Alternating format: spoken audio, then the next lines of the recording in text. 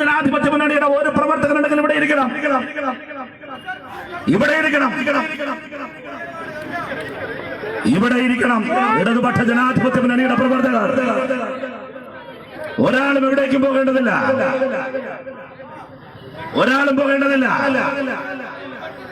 നാടിത് കാണട്ടെ, ഒരാളും പോകരുത്.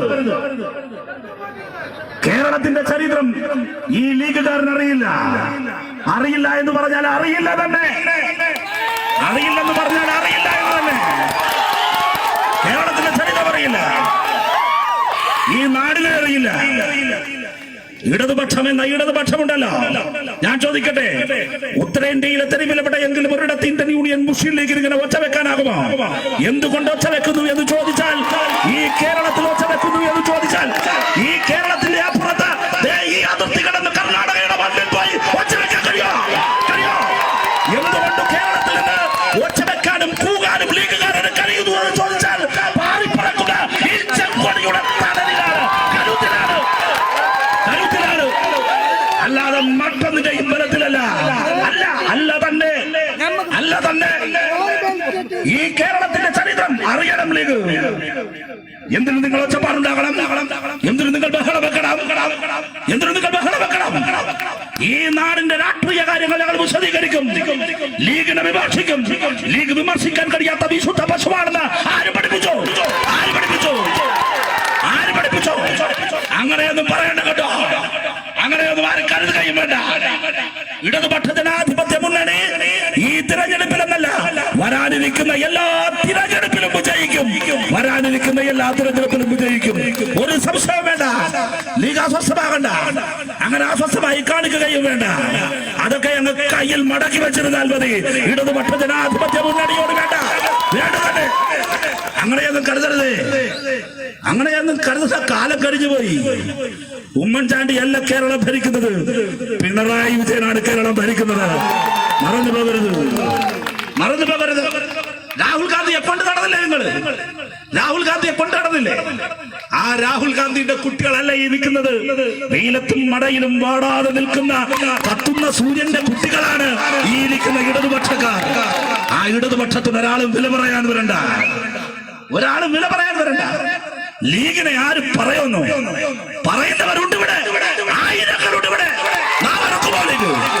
ലീഗ് നാവറുക്കുമോ?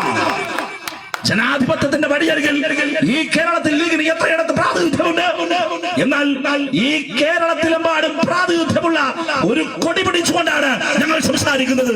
അവിടെയെല്ലാം ജനങ്ങൾ വന്ന് വോട്ട് ചെയ്യുകയാണ് ഞങ്ങൾക്ക്. ഞങ്ങൾ കിതാബ് കാണിച്ച് വോട്ട് പിടിക്കുന്നവരല്ല, അല്ല, ഞങ്ങൾ വികസനം പറഞ്ഞ് വോട്ട് പിടിക്കുന്നവരാണ്. നാട്ടിൽ ജനങ്ങളുടെ ജീവൽ പ്രശ്നങ്ങൾ പറഞ്ഞ് വോട്ട് പിടിക്കുന്നവരാണ്. ഇടതുപക്ഷ ജനാധിപത്യ മുന്നണി നിങ്ങളോട് വോട്ട് ചോദിക്കുന്നത് ഈ നാടിന്റെ വികസനത്തിനാണ്, ഈ നാടിന്റെ മതേതരത്വത്തിനാണ്. ഞാൻ ഒരു കാര്യം മാത്രം പറയുന്നു, ലീഗ് കണക്ക് പറയേണ്ടി വരും. കണക്ക് പറയേണ്ടി വരുന്നത് ഇന്ത്യൻ മതേതരത്വത്തിന് കോൺഗ്രസ് കുരുതി കൊടുക്കുമ്പോൾ കോൺഗ്രസിനോടൊപ്പം കൂട്ടുകൂടിയതിന് കണക്ക് പറയേണ്ടി വരും. ലീഗ് കണക്ക് പറയേണ്ടി വരും. കാലത്തിന്റെ കോടതിയിൽ കണക്ക് പറയേണ്ടി വരും. ഒരു സംശയവും വേണ്ട, ഒരു സംശയവും വേണ്ട. കേരളത്തിന്റെ ചരിത്രം അതാണ് ഞാൻ പറഞ്ഞത്, പഠിക്കണമെന്ന്. മതേതരത്വത്തിന്റെ ചരിത്രമാണ്, മതേതരത്വത്തിന്റെ ചരിത്രമാണ്. ഈ മണ്ണ് ഒരുമിച്ചു നിന്നു, ശരിയല്ലേ? ഈ മണ്ണ് ഒരുമിച്ചു നിന്നില്ലേ?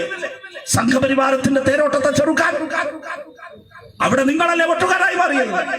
നിങ്ങളല്ലേ ജമാഅത്തെ ഇസ്ലാമിയെ കൂട്ടിയത്? നിങ്ങളല്ലേ പോപ്പുലർ ഫ്രണ്ടിനെ കൂട്ടിയത്?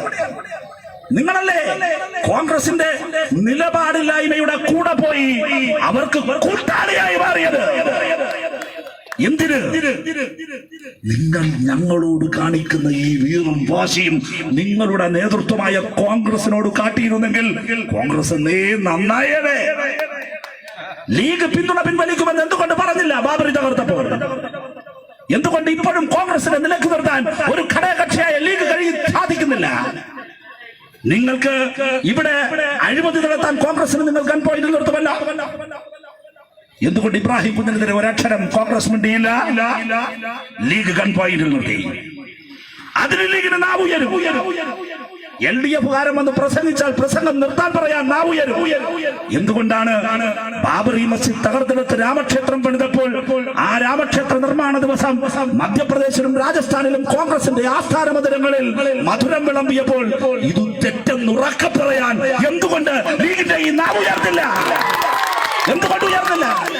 1992 ഡിസംബർ 6 ബാബറി മസ്ജിദ് തകർത്തെറിയുമ്പോൾ ലോകത്തിലെ ഏറ്റവും വലിയ സൈനിക സന്നാഹങ്ങളിൽ ഒന്നായ ഇന്ത്യയുടെ സകല സേനാവ്യൂഹങ്ങളും ആകാശത്തിന്റെ അനന്തതയിലേക്ക് തോക്കിൻകുഴലുകൾ ഉയർത്തിപ്പിടിച്ച ഗാർഡ് ഓഫ് ഓർഡർ കൊടുത്തു നിൽക്കുമ്പോൾ ഇന്ത്യയുടെ പ്രധാനമന്ത്രി RSS-കാരനായിരുന്നില്ല, നിങ്ങൾ കൈയടിച്ച് മാപ്പിളപ്പാട്ട് പാടി സ്വീകരിക്കുന്ന കോൺഗ്രസുകാരനായിരുന്നു.